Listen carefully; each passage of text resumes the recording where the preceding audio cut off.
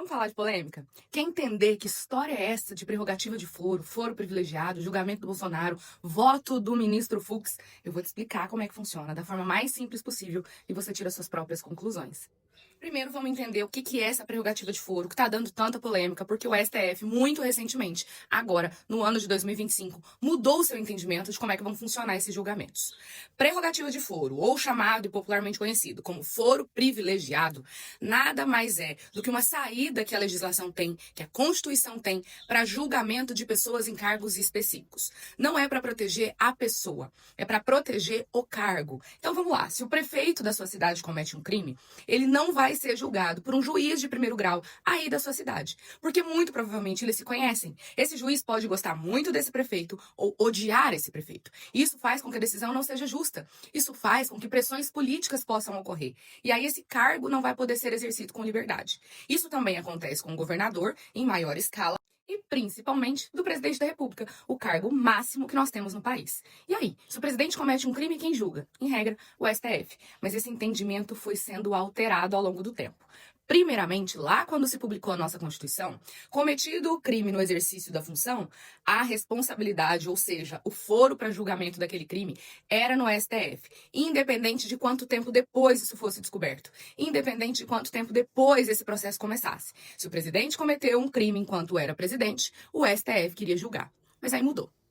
O STF entendeu que era processo demais e muitas vezes de forma inútil julgados por eles. Porque pensa comigo, era presidente, deixou de ser presidente, e aí começou um processo, e ainda assim o STF iria julgar, quando muitas das vezes essas pessoas já não estavam mais no cargo e não estavam então sofrendo nenhuma pressão política. E aí o STF mudou o entendimento para, a partir de agora, enquanto a pessoa está no cargo, o foro é nosso, nós julgamos. Se essa pessoa, por qualquer motivo que seja, deixar o cargo, ele perde esse foro privilegiado e esse processo volta para a primeira instância, para qualquer juiz comum de primeiro grau julgar.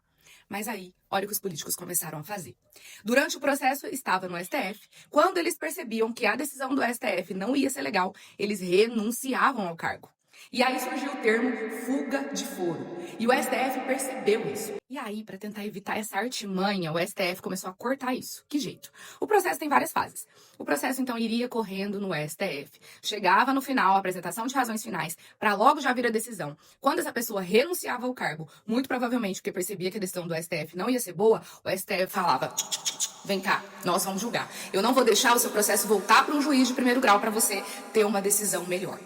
E isso foi até 2018. Chegamos em 2018, o STF mudou de novo. Ele restringiu ainda mais a sua competência. Como? De 2018 até agora, em 2025, só era julgado pelo STF crimes que essas autoridades cometiam enquanto era do cargo, ou seja, o presidente cometeu um crime enquanto presidente, e o crime tinha que ter a ver com o cargo de presidente. Qualquer outro crime, o STF não julgaria. E aí foi sendo assim, de 2018 até agora, março de 2025, quando esse entendimento mudou de novo.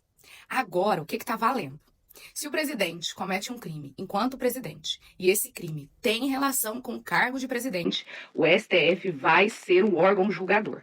E isso vai acontecer mesmo depois que essa pessoa deixar o cargo. Então lembra que antes, se ele deixasse o cargo, voltava para o juiz ali comum julgar? A partir de março desse ano, não. Mesmo que essa autoridade deixe o cargo, se o crime foi cometido enquanto ele tinha o cargo e tem relação com esse cargo, o STF vai julgar. Não vai ter como fugir desse foro. Deu para entender?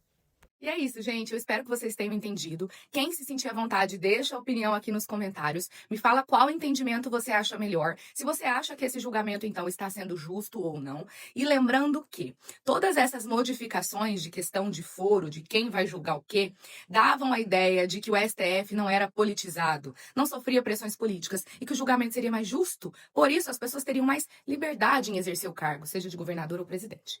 No entanto, eu particularmente tenho percebido que agora o STF está mais político que tudo. E aí, será que isso faz com que a decisão deixe de ser justa? Curte, comenta, compartilha e até a próxima.